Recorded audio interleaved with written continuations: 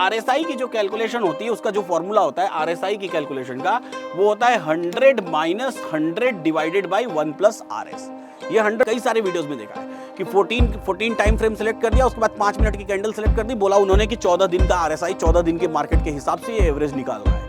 Absolutely wrong myth, बेवकूफ बना रहे हो आप लोगों को। ऐसे बेवकूफ मत बनाओ, क्योंकि आप खुद भी एक बहुत बड़े बेवकूफ हो। सीरियसली डे 3 पर या कैंडल 3 में क्या हुआ, 102 से 101 आ गया, यानी कि यहाँ पर 1 रुपए का क्या हो गया, लॉस हो गया। फिर 101 से 103 पहुंच गया, तो फिर से यहाँ पर क्या हुआ, 2 रुपए का गेन हो गया। फिर 100। सभी को नमस्कार है, सभी को अभिनंदन है। कैसे हैं सभी लोग? उम्मीद करते हैं सभी लोग अच्छे हैं और जीवन का आनंद ले रहे हैं। बहुत सारे इंडिकेटर्स आप सीखते हैं और वो इंडिकेटर्स कभी काम करते हैं और कभी नहीं करते हैं। कुछ फेज बाजार के ऐसे हैं आते हैं जिन फेज में आप उन इंडिकेटर से ठीक ठाक पैसा बना ले जाते हैं, लेकिन उसी में से कुछ फेज ऐसे आते हैं जो वो ठीक ठाक बनाया हुआ पैसा लेकर के चले जाते हैं, साथ ही साथ और पैसा भी बाजार से आपका लेकर के वो इंडिकेटर्स चले जाते हैं। ऐसे ही इंडिकेटर्स को एक्सपोज करने के सिलसिले में आज मैं लेकर के आया हूं RSI, यानी कि रिलेटिव स्ट्रेंथ इंडेक्स। जी हाँ, ये एक ऐसा इंडिकेटर है जिसको लोग इंडिकेटर समझते हैं, बट एक्चुअली में ये इंडिकेटर तो है, इंडिकेटर होने के साथ साथ ऑसिलेटर भी है। अब क्या डिफरेंस होता है इंडिकेटर और ऑसिलेटर में, इस वीडियो में हम लोग समझेंगे। इंडिकेटर क्या काम करता है, ऑसिलेटर क्या काम करता है, इस वीडियो में हम लोग समझेंगे। आरएसआई इंडिकेटर की कैलकुलेशन कैसे होती है, कैसे कैलकुलेट होता है आरएसआई, इस वीडियो में हम लोग समझेंगे। और इस कैलकुलेशन के बाद आरएसआई कब काम करेगा, कब काम नहीं करेगा, इस वीडियो में हम लोग वो भी समझेंगे। यानी कि इस आरएसआई यानी कि रिलेटिव स्ट्रेंथ इंडेक्स वाले इंडिकेटर की पूरी पोल खोल कर देंगे, पूरा इसको एक्सपोज कर देंगे और आपको बता देंगे कि 70 मतलब ओवरबॉट, और ओवरबॉट का मतलब बिल्कुल भी नहीं होता है कि बाजार में बिकवाली कर दो, और 30 का मतलब ओवरसोल्ड, और ओवरसोल्ड का मतलब बिल्कुल भी नहीं होता है कि बाजार में खरीदारी कर लो। जी हाँ, आरएसआई का पूरा करने वाले हैं हम आज पोस्टमार्टम, तो इस वीडियो को पूरा देखिएगा, कहीं जाइएगा मत। वीडियो को अपने फ्रेंड्स एंड फैमिली के साथ शेयर कर दीजिए। चैलेंज करता हूं मैं आपको, चैलेंज करता हूं पूरे यूट्यूब पर, चाहे आप हिंदी चैनल्स देख लीजिए, चाहे इंग्लिश देख लीजिए, चाहे अमेरिका का देख लीजिए, ब्रिटेन का देख लीजिए, जापान का देख लीजिए, इंडिया का देख लीजिए, कहीं भी आपको ये कैलकुलेशंस देखने के लिए नहीं मिलेंगी और उसका यूज केस देखने के लिए नहीं मिलेगा जो मैं आपको बता रहा हूं। यानी कि आपको सही सच्चाई पता चलने वाली है। अगर आप लवर है प्राइस एक्शन के, तो भी आपको ये सच्चाई जाननी चाहिए, और अगर आप एलटीपी कैलकुलेटर पर ट्रेड करते हैं तो भी आपको ये सच्चाई जाननी चाहिए, क्योंकि कई बार एलटीपी कैलकुलेटर आपकी मदद करेगा, आपकी आरएसआई में भी आपकी मदद कर देगा। तो कैसे करेगा, समझने का प्रयास करते हैं। सबसे पहले तो हम लोग समझने का प्रयास करते हैं कि इंडिकेटर और ऑसिलेटर में क्या डिफरेंस होता है। बहुत ध्यान से समझिएगा। देखिए, इंडिकेटर ऑसिलेटर शब्द को समझना बेहद जरूरी है। हर ऑसिलेटर इंडिकेटर होता है, लेकिन हर इंडिकेटर ऑसिलेटर नहीं होता है। इंडिकेटर कैसे बनता है, इंडिकेटर बनता है प्राइस से, इंडिकेटर बनता है वॉल्यूम से। तो ये सब चीजें जब मिलती हैं तो इंडिकेटर बनता है। यहां पर मैंने कुछ डिफरेंस आपको समझाने का कोशिश किया हुआ है, इसको समझने का प्रयास करेंगे हम लोग। देखिए, स्कोप क्या होता है, यानी कि कोई भी जो इंडिकेटर है तो ब्रॉड टर्म में उसको हम इंडिकेटर कहेंगे, लेकिन जो ऑसिलेटर होता है वो एक टाइप ऑफ इंडिकेटर होता है, यानी कि ये इंडिकेट नहीं करता है। अभी हम समझेंगे इसको आगे।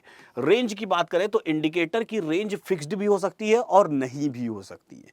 यानी कि जैसे आपने मूविंग एवरेज देखा, तो एक बॉटम लेवल का लाइन दिखाई देगा आपको, लेकिन टॉप लेवल की लाइन नहीं दिखाई देगी, तो वो अपने आप में ऑसिलेटर नहीं हुआ, उसकी रेंज फिक्स्ड नहीं है। लेकिन आपने आरएसआई देखा तो आरएसआई में बॉटम लाइन भी है और टॉप लाइन भी है, यानी कि एक ओवरबॉट जोन बन रहा है, एक ओवरसोल्ड जोन बन रहा है।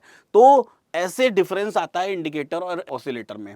अब दूसरी बात, ऑसिलेटर की जो रेंज होती है वो हमेशा फिक्स्ड होती है। जैसे आप आरएसआई में देखते हैं ना, ऊपर एक 70 की रेंज, एक नीचे 30 की रेंज, तो 0 से लेके 100 तक की रेंज फिक्स कर दी गई, तो ये हो गया आरएसआई, है ना, ये हो गया ऑसिलेटर। इसी तरीके से ट्रेंड डिटेक्शन, तो इंडिकेटर ज्यादातर टाइम ट्रेंड डिटेक्ट करता है। जैसे आप सुपर ट्रेंड देखेंगे तो आपको एरो बन के आ जाएगा कि बाय बाय बाय, या नीचे का एरो बन के आ जाएगा सेल सेल सेल। लेकिन क्या ऑसिलेटर ट्रेंड डिटेक्ट करता है? जी नहीं। ये आपकी सबसे बड़ी गलतफहमी है कि ऑसिलेटर कोई ट्रेंड डिटेक्ट करता है। आरएसआई जैसा इंडिकेटर कभी भी ट्रेंड डिटेक्ट नहीं कर सकता। स्टोकेस्टिक्स जैसा इंडिकेटर कभी भी ट्रेंड डिटेक्ट नहीं कर सकता, उसका काम ही नहीं है ट्रेंड डिटेक्ट करना। तो क्या काम है इसका? बेसिकली ओवरबॉट और ओवरसोल्ड जोन क्रिएट करना। जी हाँ, इंडिकेटर ओवरबॉट या ओवरसोल्ड जोन क्रिएट कर सकता है या नहीं भी कर सकता है, ये डिपेंड करता है इंडिकेटर किस तरह का है। अगर आरएसआई जैसा इंडिकेटर है तो वो ओवरबॉट या ओवरसोल्ड जोन क्रिएट करेगा, लेकिन अगर आरएसआई जैसा इंडिकेटर नहीं है तो नहीं करेगा। लेकिन कोई भी ऑसिलेटर रहेगा तो उस ऑसिलेटर का मेन टास्क, मुख्य काम ही है क्या? ओवरबॉट और ओवरसोल्ड जोन क्रिएट करना। इस बात को याद रखिएगा, ये होता है ऑसिलेटर। और सबसे आखिरी बात कि बेस्ट मार्केट, यानी कि इंडिकेटर, कौन से मार्केट में इंडिकेटर अच्छा काम करेगा और कौन से मार्केट में ऑसिलेटर अच्छा काम करेगा। तो जब भी ट्रेंडिंग मार्केट रहेगा, ट्रेंड रहेगी या फिर रेंज बाउंड मार्केट रहेगा, इन दोनों तरह के मार्केट में इंडिकेटर काम करेगा। लेकिन जो ऑसिलेटर होगा वो सिर्फ और सिर्फ रेंज बाउंड मार्केट के लिए बना होता है। तो सबसे पहले इस बात को जानना समझना आपके लिए बेहद जरूरी था, क्योंकि मैं चैलेंज करता हूं, मैं बोलता हूं कि आप में से ज्यादातर लोगों को ये डिफरेंस नहीं पता रहा होगा और वो आरएसआई को इंडिकेटर मान के, प्रॉपर इंडिकेटर मान के आज तक कई बार अपने पैसे बाजार में गवा चुके होंगे। तो चलिए यहीं से आगे की बात करते हैं और समझने का प्रयास करते हैं कि बेसिकली आरएसआई में कौन सी चीजें यूज होती हैं और कैसे ये हमारे लिए यूजफुल है, कब कब हमारे लिए यूजफुल है और कब कब हमारे लिए यूजफुल नहीं है। आरएसआई यानी कि रिलेटिव स्ट्रेंथ इंडेक्स। अब रिलेटिव स्ट्रेंथ इंडेक्स क्या होता है? इसमें रिलेटिव स्ट्रेंथ हम लोग निकालते हैं। रिलेटिव स्ट्रेंथ किस चीज का निकालते हैं? गेन का और लॉसेस का। जो हम लोग कंटिन्यूअसली गेन कर रहे होते हैं मार्केट में या कंटिन्यूअसली लॉस कर रहे होते हैं, उसको निकालते हैं। अब समझने का प्रयास करते हैं हम लोग आरएसआई। अब आरएसआई को कैलकुलेट कैसे करते हैं, इस बात को समझने का प्रयास करते हैं हम लोग कि आरएसआई की जो कैलकुलेशन होती है, उसका जो फॉर्मूला होता है आरएसआई की कैलकुलेशन का, वो होता है 100 minus 100 divided by 1 plus RS. ये 100 फिक्स्ड है। आपके स्टॉक का प्राइस 100 रुपया हो, आपके स्टॉक का प्राइस 26,000 रुपीज हो, चाहे कुछ भी आपके स्टॉक का प्राइस हो, यहां पर 100 ही लिखा रहेगा। तो 100 minus 100 divided by 1 plus RS, ये इस तरीके से आरएसआई कैलकुलेट होगा। अब सवाल ये उठता है कि आरएस क्या होता है? यही आरएस है, आई के पहले वाला आरएस, रिलेटिव स्ट्रेंथ, इसी को आरएस बोलते हैं। तो आरएस क्या होता है? ये आरएस जो निकालते हैं, इसी का इंडेक्स निकाल देते हैं, तो उसको आरएसआई बोलते हैं। तो आरएस कैसे निकालते हैं? Average gain divided by average loss. अब ये फॉर्मूला लिखने से आपको समझ में नहीं आएगा, मैं इसकी कैलकुलेशन आपको समझाता हूं तो आपको समझ में आएगा।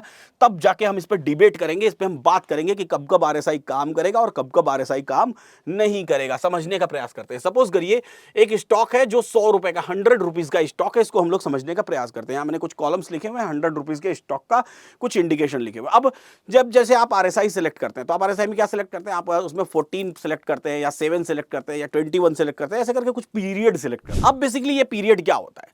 क्या ये पीरियड डेज होता है? अगर 14 हम सिलेक्ट कर रहे हैं तो क्या 14 दिन का आरएसआई है? मैंने न जाने कितने ऐसे YouTube वीडियोस में देखा है जहां पर बड़े बड़े इन्फ्लुएंसर्स आरएसआई में 14 का मतलब 14 दिन ही समझते हैं कि 14 दिन का डेटा इवैल्यूएट हो रहा है। नहीं, ये 14 दिन का डेटा इवैल्यूएट नहीं होता है। 14 का मतलब होता है वो टाइम फ्रेम, यानी कि अगर आपने टाइम फ्रेम 14 सेलेक्ट किया हुआ है, मैंने देखा है कई सारे वीडियोस में देखा है कि 14 टाइम फ्रेम सेलेक्ट कर दिया, उसके बाद 5 मिनट की कैंडल सेलेक्ट कर दी, बोला उन्होंने कि 14 दिन का आरएसआई, 14 दिन के मार्केट के हिसाब से ये एवरेज निकाल रहा है। एब्सोल्युटली रॉन्ग मिथ, बेवकूफ बना रहे हो आप लोगों को। ऐसे बेवकूफ मत बनाओ, क्योंकि आप खुद भी एक बहुत बड़े बेवकूफ हो। सीरियसली बोल रहा हूं मैं, बिल्कुल सही बात है। आरएसआई का मतलब होता है 14, का मतलब होता है 14 स्पेसिफिक कैंडल्स। अगर आपने 5 मिनट की कैंडल स्टिक सेलेक्ट की हुई है तो पिछली 14 कैंडल्स में वो कैलकुलेशन होगा। अगर आपने 15 मिनट्स की कैंडल सेलेक्ट की हुई है तो पिछली 14-15 मिनट की कैंडल में वो कैलकुलेशन होगा। अगर आपने 1 डे की कैंडल सेलेक्ट की हुई है तो पिछले 14 दिन की कैंडल में वो कैलकुलेशन होगा। इस बात को हमेशा याद रखिएगा, दिमाग में बिठा लीजिए। क्यों? क्योंकि अभी मैं बताऊंगा कि आपने 1 डे का कैंडल सेलेक्ट करके अगर आप इंट्राडे ट्रेड करने जाएंगे तो होगा ही वो आरएसआई आपके काम की ही नहीं है। या फिर अगर आपने 1 मिनट की कैंडल सेलेक्ट कर ली और तब आरएसआई यूज करेंगे तो क्या होगा, वो भी मैं आगे चल के वीडियो में बताऊंगा।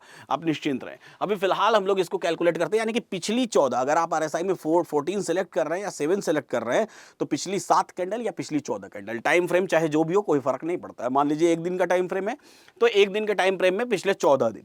सपोज करिए कि बाजार का मूवमेंट कैसा है। बाजार का मूवमेंट ऐसा है कि ध्यान से देखिएगा, पहले दिन डे 1 या पहली कैंडल पे मान लीजिए मार्केट 100 रुपए चल रहा है, 100 रुपीज की प्राइस चल रही है। तो चेंज कितना आया? चेंज ये तो नील हो गया, यहां कोई चेंज नहीं आया मार्केट में। लेकिन उसके आगे जब सेकेंड डे आया तो वही मार्केट की क्लोजिंग प्राइस जो है वो 102 हो गई। तो यानी कि यहां पर चेंज क्या आया? यहां पर चेंज आया +2 का। तो 2 रुपए का गेन हुआ, यहां पर +2 मैंने लिखा। कब हुआ? जब ये 100 से 102 आया। अगले दिन क्या हुआ? डे 3 पर या कैंडल 3 में क्या हुआ? 102 से ये 101 आ गया, यानी कि यहां पर 1 रुपए का क्या हो गया? लॉस हो गया। फिर 101 से 103 पहुंच गया तो फिर से यहां पर क्या हुआ? 2 रुपए का गेन हो गया। फिर 103 से 104 पहुंच गया तो फिर से यहां पर क्या हुआ? 1 रुपए का गेन हो गया। फिर 104 से 102 आ गया तो यहां पर क्या हुआ? 2 रुपए का लॉस हो गया। फिर 102 से 105 पहुंच गया तो यहां पर क्या हुआ? 3 रुपए का गेन हो गया। 105 से 106 चला गया तो यहां पर क्या हुआ? 1 रुपीज का गेन हुआ। 106 से 104 आया तो यहां पर क्या हुआ? 2 रुपए का लॉस हुआ। 104 से 107 गया तो यहां पर क्या हुआ? 3 रुपए का गेन हुआ। 107 से 108 गया तो 1 रुपीज का गेन हुआ। 108 से 106 आया तो 2 रुपीज का क्या हुआ? 2 रुपीज का लॉस हो गया। 106 से 109 गया तो 3 रुपए का क्या हुआ? गेन हुआ। और 109 से 110 गया तो 1 रुपए का गेन हुआ। तो ये टोटल पिछली 14 कैंडल्स में कितना गेन और कितना लॉस हुआ, इसी से कैलकुलेट होता है आरएसआई। अब एवरेज, अब गेन निकालते हैं, टोटल गेन कितना हुआ। सारे प्लस वालों को प्लस कर दीजिए।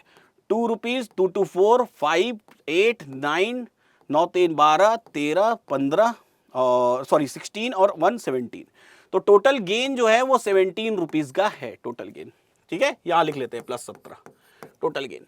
अब टोटल लॉस वाले कर लीजिए, 2 1 3 2 5 2 7। टोटल लॉस जो है वो 7 रुपीज का है, तो -7 का लॉस है। तो 17 रुपीज का गेन हुआ है और 7 रुपीज का लॉस हुआ है। अब यहीं से कैलकुलेट होगा आरएसआई, यानी कि यहीं से निकलेगा क्या? हमारा आरएस, यानी कि रिलेटिव स्ट्रेंथ। एवरेज गेन हमको पता चल गया। एवरेज गेन कितना है? अब एवरेज गेन निकालते हैं। टोटल गेन कितने का है? टोटल गेन 17 रुपीज का है। कितने का है? 17 रुपीज का हमने यहां पर कैलकुलेट किया था। ठीक है, टोटल गेन 17 रुपीज का। कितनी कैंडल्स में 17 रुपीज का गेन है? 14 कैंडल्स में 17 रुपीज का गेन है, तो 17 डिवाइडेड बाई 14 हो गया। दूसरी चीज, टोटल लॉस कितने का? इसको माइनस में नहीं लिखेंगे, प्लस में लिखेंगे। टोटल लॉस 7 रुपीज का है। अब 7 रुपीज का लॉस कितनी कैंडल्स में है? 14 कैंडल्स में है, तो 7 डिवाइडेड बाई 14। तो क्या हो गया हमारा? ये हमारा एवरेज गेन निकलेगा और ये हमारा एवरेज लॉस निकलेगा। और एवरेज गेन में एवरेज लॉस को डिवाइड कर देंगे तो हमारा निकल जाएगा रिलेटिव स्ट्रेंथ। अब 17 डिवाइडेड बाई 14 हुआ 1.21 और 7 डिवाइडेड बाई 14 हुआ 0.50, है ना? 14 का आधा 7 है। तो आरएस कैसे निकलेगा? RS is equal to 1.21 divided by 0.50, ये आपका हो गया आरएस। इसका रिजल्ट आएगा 2.42। इसका रिजल्ट आएगा 2.42। यही 2.42 क्या है? हमारा रिलेटिव स्ट्रेंथ है, यानी कि आरएस है। और इसी रिलेटिव स्ट्रेंथ का हम इंडेक्स निकालेंगे तो आरएसआई निकल जाएगा। चलते हैं, 2.42 का नंबर याद रखिएगा। अब चलते हैं हम लोग आरएसआई का कैलकुलेशन करते हैं। अब आरएसआई का कैलकुलेशन कैसे होगा? आरएसआई का कैलकुलेशन करते हैं। आरएसआई इज इक्वल टू 100, यहां फॉर्मूला मैंने लिखा हुआ है आरएसआई का। तो RSI is equal to 100 minus 100 divided by 1 plus RS कितना है? आरएस हमने निकाला था, यहां पर जाके देख लीजिए। आरएस हमने कैलकुलेट किया था 2.42, तो 1 प्लस 2.42 ये हम निकालेंगे यहां पर आरएस 2.42। और जब हम यहां पर 1 प्लस 2.42 निकालेंगे तो is equal to 100 minus 100 divided by 3.42। तो क्या हो जाएगा? Is equal to 100 minus 100 divided by 3.42 अगर आप करेंगे तो वैल्यू आएगी 29.42। और जब 29.42 वैल्यू आएगी, 100 में से 29.42 निकाल दीजिए तो यही आपका निकल जाएगा आरएसआई। तो आरएसआई आपका होगा 70.76, यही निकला आपका आरएसआई। इसी आरएसआई को आप देखते हैं जब कहते हैं कि 70 के ऊपर चला गया, 30 के नीचे चला गया, 80 के ऊपर चला गया, 90 के ऊपर चला गया, 100 के ऊपर चला गया, तो यानी कि जितना ज्यादा गेन आपका होता चला जाएगा। क्यों? यहां पर आप क्या निकाल रहे हैं? गेन डिवाइडेड बाई लॉस कर रहे हैं। ध्यान से देखिए कैसे कर रहे हैं यहां पर, ध्यान से देखिए। अब इसके पीछे के फॉर्मुलेशन को समझिए कि कैसा ये फॉर्मुलेट हो रहा है। तो सबसे पहले आपने क्या किया? सारा गेन आपने टोटल कर लिया और सारा लॉस आपने टोटल कर लिया। सारे गेन और सारे लॉस को आपने जो नंबर 14 डाला था ना, जो नंबर आप मैनुअली डालते हैं 14 7, वो नंबर ये रैंडम यहां पर वो 14 7 3 5 10 जो भी आप डाल रहे हैं, उतने दिन पर ये आरएसआई कैलकुलेट होगा। टोटल उतने दिन का या उतनी कैंडल्स का गेन डिवाइडेड बाय उतना डे, तो ये आपका निकल गया गेन, ये निकल गया लॉस। अब गेन में लॉस का डिवाइड करेंगे, यानी कि लॉस जितना ज्यादा रहेगा ये नंबर उतना कम रहेगा। लॉस जितना ज्यादा रहेगा ये नंबर उतना कम रहेगा। और गेन जो है कि जितना ज्यादा रहेगा और लॉस कम रहेगा तो ये नंबर उतना बड़ा रहेगा। तो ये ऊपर में गेन है, नीचे में लॉस है, इस कारण से आरएस ऐसा निकल रहा है। यानी कि जितना ज्यादा मार्केट ट्रेंडिंग ऊपर की तरफ होगा या जितना ज्यादा मार्केट ट्रेंडिंग नीचे की तरफ होगा, बुलिश होगा या बेरिश होगा, उस केस में आरएसआई कैसे रिएक्ट करेगा उसके बारे में बात करूंगा, मैं समझाऊंगा, मैं आपको और बेहतर तरीके से समझाऊंगा मैं। आप समझने की कोशिश करते हैं कि कैसे होगा। अब समझिए ध्यान से, चूंकि यहां पर गेन और लॉस हमने दोनों कैलकुलेट किया और गेन और लॉस की हमने एवरेजिंग की उतनी कैंडल से, तो फिर मार्केट कैसे कंसोलिडेट होता है, मार्केट कैसे काम करता है, इसको हम लोग समझने की कोशिश करते हैं। जब भी मार्केट रेंज बाउंड रहेगा, यानी कि एक स्पेसिफिक रेंज में, आपको बाजार का कोई जोन नहीं पता है ना, होता क्या है, हम आरएसआई को इंडिकेटर मान के, ओवरबॉट मान के वहां से बेच देते हैं या ओवरसोल्ड मान के वहां से खरीद लेते हैं। लेकिन गलती वहीं पर होती है, समझने की कोशिश करिएगा। अगर वो बाजार रेंज बाउंड है, रेंज बाउंड का मतलब किसी एक पर्टिकुलर रेंज में चल रहा है, जिस रेंज में आप आरएसआई देख रहे हैं, और 70 और 30 के का आपने ओवरबॉट और ओवरसोल्ड मान दिया, ऐसे केस में गेन वर्सेस लॉस क्या हो जाता है, इक्वल हो जाता है। जितना गेन हो रहा है लगभग उतना ही लॉस हो रहा है, बार बार इक्वल हो रहा है। तो जो आपका आरएसआई की वैल्यू आ रही है वो 70-30 के बीच में जनरली आ रही है ना। ऊपर से 30 पॉइंट आपने 0 से लेके 100 तक की रेंज है, ऊपर से 30 पॉइंट्स आपने छोड़ दिया, नीचे से 30 पॉइंट्स आपने छोड़ दिया, उसको स्पैन मान लिया, उसके बीच में घूम रहा है मार्केट। और ऐसे केस में 30-70 के बीच में बाजार घूम रहा है, तो क्या ऐसे केस में आरएसआई काम करेगा? जी हां, ऐसे केस में आरएसआई बिल्कुल काम करेगा, इट विल वर्क। तो यहां पर हम एक ग्रीन कलर से बढ़िया सा टिक कर देते हैं कि जी हां ये काम करेगा, ऐसे केस में बिल्कुल करेगा। दूसरा, जब ट्रेंड वीक हो, यानी कि न गेन प्रॉपर हो पा रहा है न लॉस प्रॉपर हो पा रहा है, बहुत ज्यादा ऊपर मार्केट नहीं जा पा रहा है, बहुत ज्यादा नीचे नहीं जा पा रहा है, या ऊपर जाने की कोशिश कर रहा है, जा नहीं पा रहा है, थोड़ी दूर जाता है फिर गिर जाता है, थोड़ी दूर जाता है फिर गिर जाता है, यानी कि ट्रेंड जो है कि वो ट्रेंड अपने आप में क्या है, वीक है, कमजोर ट्रेंड है। ऐसे कमजोर ट्रेंड में क्या होगा, मार्केट गेन तो कर रहा है या लूज तो कर रहा है, लेकिन बहुत स्लोली गेन या लूज कर रहा है। मैंने गेनिंग स्लोली लिखा हुआ है, गेनिंग स्लोली या लूजिंग स्लोली, मतलब बहुत धीमा चल रहा है। ऐसे केस में थोड़ी अर्ली वार्निंग तो आपको मिलती है आरएसआई में, यानी बार बार वो उस टॉप पे जाएगा वहां रुकेगा, टॉप पे जाएगा वहां रुकेगा, या बॉटम पे जाएगा वहां रुकेगा, ये वार्न करता है। लेकिन ऐसे केस में भी आरएसआई बहुत हद तक काम करेगा, आपको आरएसआई पे रिजल्ट्स मिलेंगे, आपका पैसा बनता रहेगा। लेकिन जब मार्केट आ जाएगा डाइवर्जेंस का, यानी कि डाइवर्जेंस का मतलब कि बेसिकली दो रेंज के बीच में बाजार रुका हुआ, जो हमारे एलटीपी कैलकुलेटर पर आप देखते हैं D1 D2 का मैंने नियम बना रखा है। तो डाइवर्जेंस में क्या होगा, डाइवर्जेंस में आपके गेन जो होंगे वो कमजोर होंगे, या आपके जो लॉसेस होंगे, यानी कि मार्केट को ऊपर जाना भी वो थोड़ा कमजोर रहेगा और नीचे जाना भी कमजोर रहेगा। एक टॉप पे जा रहा है, बॉटम पे जा रहा है, टॉप पे जा रहा है, बॉटम पे जा रहा है, टॉप पे जा रहा है, बॉटम पे जा रहा है, उसी बीच में घूम रहा है।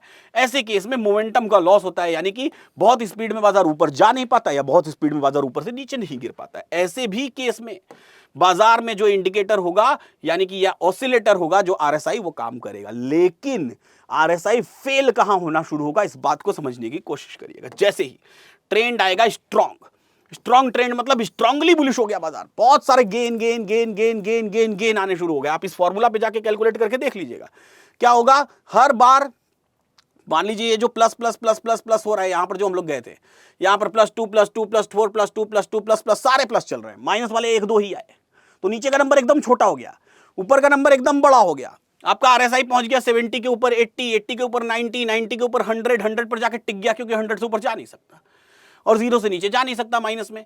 तो 100 के ऊपर जाकर टिक गया या 90 के ऊपर जाकर टिक गया, वहां पर कंटिन्यूअसली गेन हो रहा है, स्ट्रॉन्ग ट्रेंड है, बुलिश ट्रेंड है, आप उस ट्रेंड को पहचान नहीं पाए।